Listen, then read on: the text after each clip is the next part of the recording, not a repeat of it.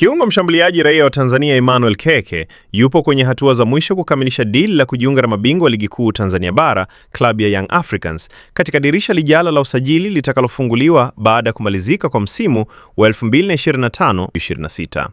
Keke, ambaye asili yake ni nchini Ghana kabla ya kupata uraia wa Tanzania, amekuwa mmoja wa viungo wanaofanya vizuri zaidi katika ligi ya ndani akiwa na kikosi cha Singida Black Stars. Ubora wake umeonekana wazi kutokana na uwezo wake wa kucheza kama kiungo mshambuliaji, attacking midfielder, akijulikana kwa ubunifu mkubwa, pasi za mwisho, assists, pamoja na uwezo wa kufunga mabao ya mbali na ndani ya boksi.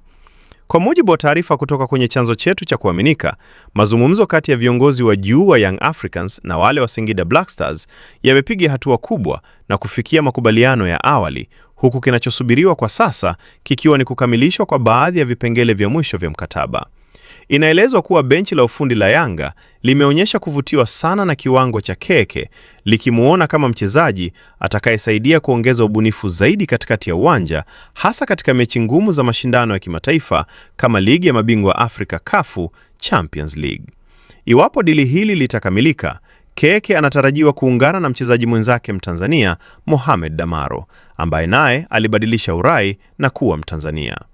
Hatua ya Yanga kuwania saini ya Keke inaonyesha wazi dhamira ya klabu hiyo kuendelea kutawala soka la Tanzania pamoja na kufanya vizuri zaidi katika anga za kimataifa, hasa baada ya mafanikio waliyoyapata katika misimu ya hivi karibuni.